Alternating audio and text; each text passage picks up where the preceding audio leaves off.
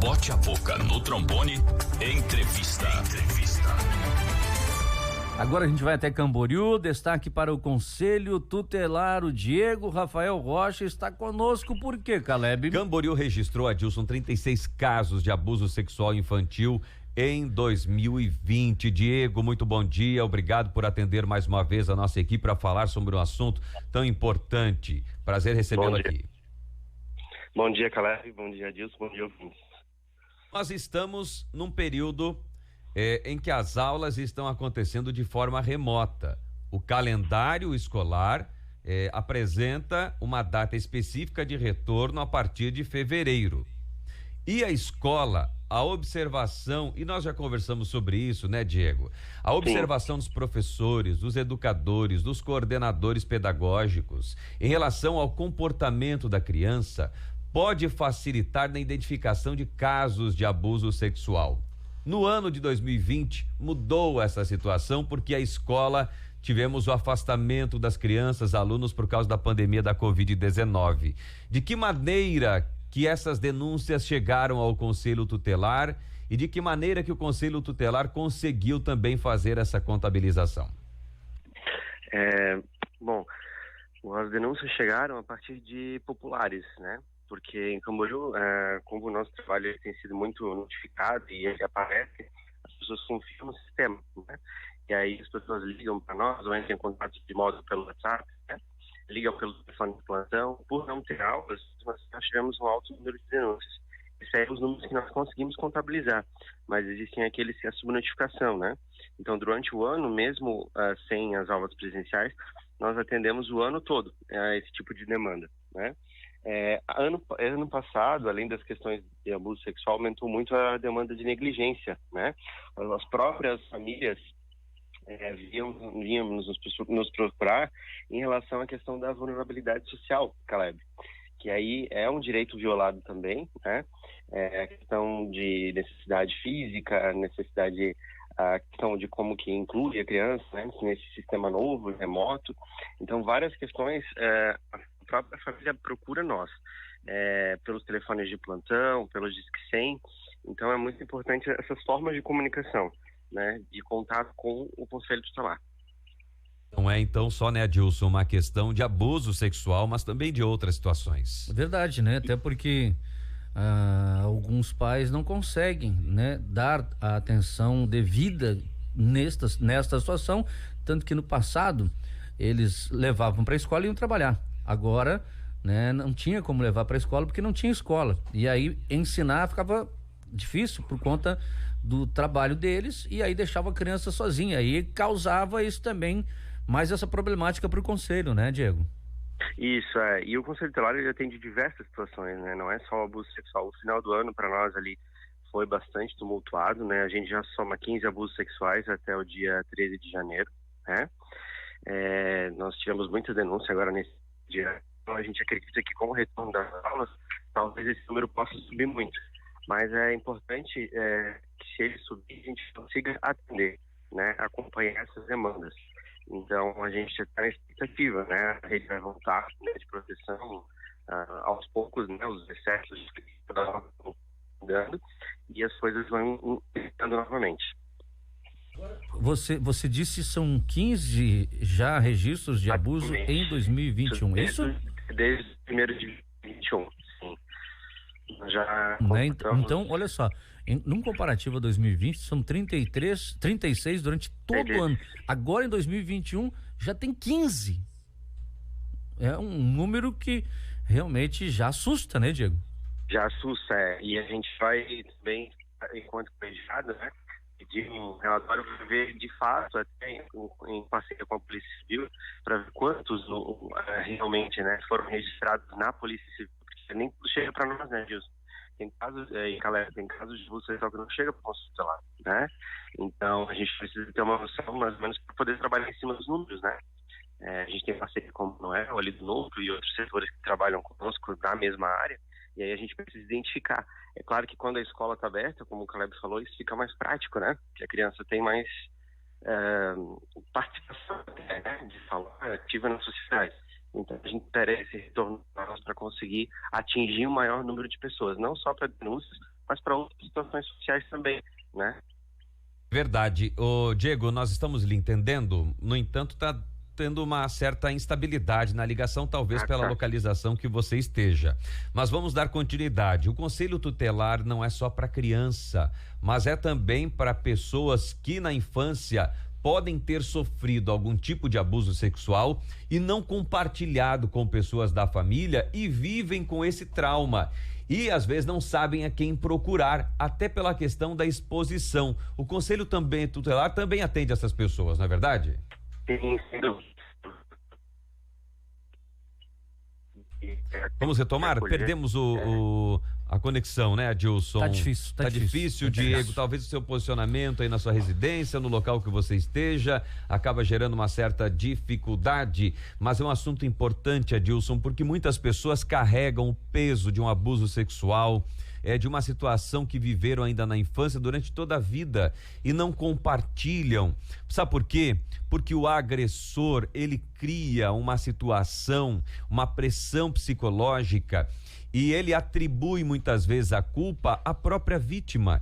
E essas pessoas carregam essa culpa durante toda a vida e muitas vezes não compartilham com os seus familiares. E o interessante, Adilson, que o Conselho Tutelar não é um local apenas para a efetivação da denúncia, o acompanhamento dos casos e o envio ao sistema judiciário, mas é também um local de acolhimento. Mas infelizmente muitas pessoas não sabem disso. E é interessante para nós aqui o Diego relatar a realidade, né, de que eles vivem e também de pessoas que eles recebem, né, Diego, que foram abusadas sexualmente e hoje são acolhidas também pelo Conselho Tutelar para serem redirecionadas ao tratamento psicológico. Conte aos nossos ouvintes, por favor. Isso mesmo, a gente acompanha essas famílias, né? Muitas das vezes elas vêm em busca por conta de que souberam de algum parente ou de alguma outra pessoa na família que está sofrendo essa situação. E não importa que ela seja criança, adolescente ou adulto, né? Claro que o nosso público é criança e adolescente, mas nós não vamos deixar de atender se for um adulto. É claro que a gente encaminha para o local correto, né? Que é o CREAS, que são outros setores da prefeitura, então, que fazem esse atendimento. Porque o que acontece? A gente sabe que no abuso sexual, o fenômeno ele se reproduz, né? Ele continua, então há um risco muito grande de esse crime ele perpassar gerações e ele vir acontecendo. Então a gente tem que cortar esse ciclo, né?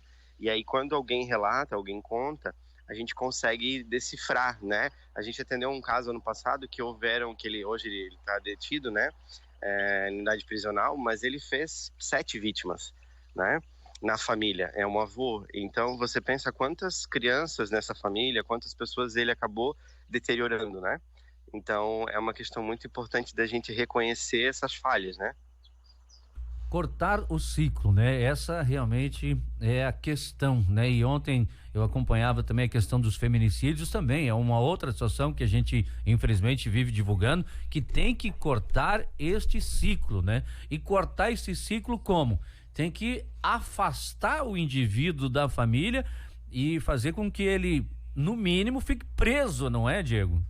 Isso, e fortalecer, né, essa mulher, né, porque a gente atendeu bastante também no final do ano essas demandas de violência doméstica que é por óbvio que acabam tendo crianças envolvidas, né, e muitas vezes essas relações doentias, né, elas acabam prejudicando gravemente, e a criança cresce nesse sistema e talvez para ela seja normal, se não for dito a tempo que aquilo não é natural, né? Que aquilo é uma herança, talvez, geracional. Então, esse ciclo precisa ser tratado, né? Muitas vezes, cortar, a gente tem muita dificuldade, porque depende muito da vontade, né? Do outro. Mas tratar ele, né? Entender o que é meu, o que é do outro, isso já é muito importante. E a gente tem que procurar, então, os órgãos de proteção para poder fazer esse acolhimento. E o Conselho Tutelar é um órgão que está sempre de portas abertas para esse tipo de situação. Diego, você é psicólogo. Justo. O sistema penitenciário, ele está apto para o tratamento e possível regeneração desta pessoa que está presa pelo cometimento de abuso sexual? Nesse momento, eu acredito que não. Que estamos vivendo, não. Pelo fato de que nós estamos atendendo reincidentes direto. Nesses últimos 2 anos, nós temos atendido até inclusive as últimas prisões na cidade de Camboriú houveram por esse fato, de pessoas que foram para esse sistema e retornaram e não conseguiram lá se tratar. Então, talvez é uma situação que a justiça terá que rever no futuro, né? Essa questão de como que é esse encarceramento, como é que as condições, né? E qual é o objetivo dele, né? Em suma. Então, o caminho mais fácil, né, é justamente um acompanhamento psicológico e não uma cadeia.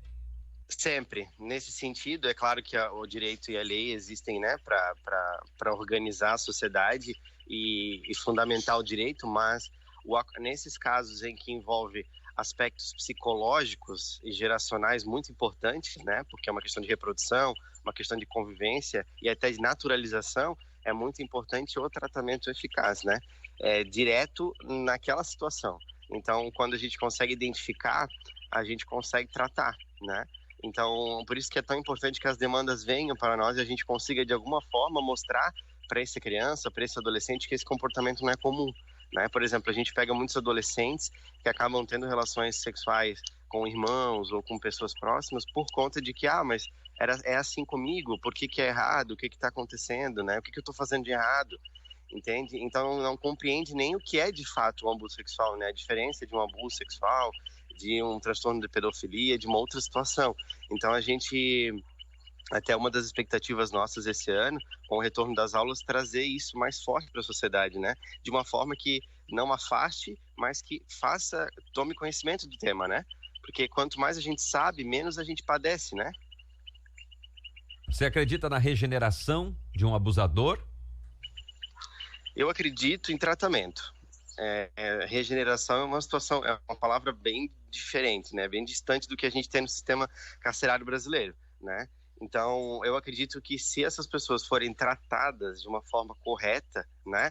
De uma forma que que a história de vida delas seja compreendida também, e não só o ato que elas cometeram, mas o que vem antes, eu acho que a gente consegue entender e ter um norte para onde partir, né? É claro que o Brasil está entre um dos países que mais prende, né? No mundo, então isso tem uma relação também de liberdade, né? Diferença de dificuldade de liberdade, de público, privado, mas eu acredito que se a gente começar na educação, né, na transformação ali, mostrando o que é certo, o que é errado, alguns conceitos básicos, né? O teu corpo é teu, né? Ninguém pode mexer, então são questões que a gente vai educando para quando essa pessoa se tornar adolescente e talvez um adulto, ela consiga entender já desde a base de que aquilo não é normal, de que aquilo não é natural, né? Porque o que a gente vê é a naturalização da violência, né? A gente percebe que as crianças acreditam que aquilo é natural, né? Eu faço porque é o jeito que eu aprendi assim. E tem coisa que quando a gente aprendeu, a gente tem que modificar, porque é prejudicial para nós, né?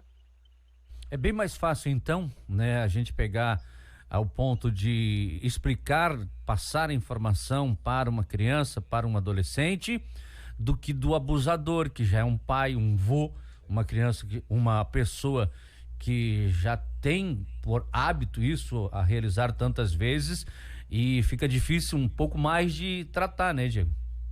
Justamente, porque a gente sabe que a personalidade ela é pouco modificável, né, a longo prazo. Então, se a gente tem uma pessoa que já é adulta, né, ou caminhando aí para a terceira idade, fica muito difícil de trocar esses desejos, esses hábitos, né, esses comportamentos. E aí depende muito da vontade do indivíduo, né, porque então isso fica muito difícil, né, na prática. Então, o que acontece? A gente tem que moldar enquanto está se desenvolvendo, né? Por isso que o ECA é tão específico na questão da educação e da transformação social, né? Da questão dos projetos e da questão da inserção dessa pessoa na sociedade. Por quê? Porque quando a gente afasta ele da sociedade, a gente não fala sobre o tema, a gente só afastou o indivíduo. E esse indivíduo, uma hora, ele retorna, né?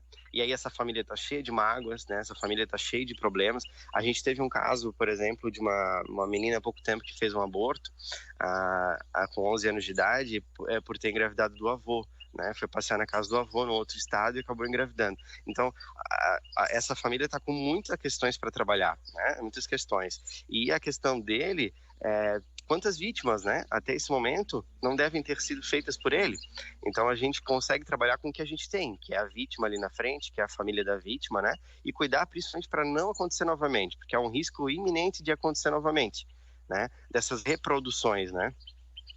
Lamentável. Diego, algo mais, Adilson, a ser perguntado? Muito obrigado pelo esclarecimento e a abordagem abrangente desse assunto, abuso sexual, que no ano de 2020, 36 registros oficiais foram então contabilizados pelo Conselho Tutelar de Camboriú, e já em 2021 15 casos. Adilson, isso que estamos no dia 13 de janeiro. Obrigado, Diego, um grande abraço para você, bom trabalho, conte com a Rádio Menina na abordagem desse assunto. Muito obrigado a todos.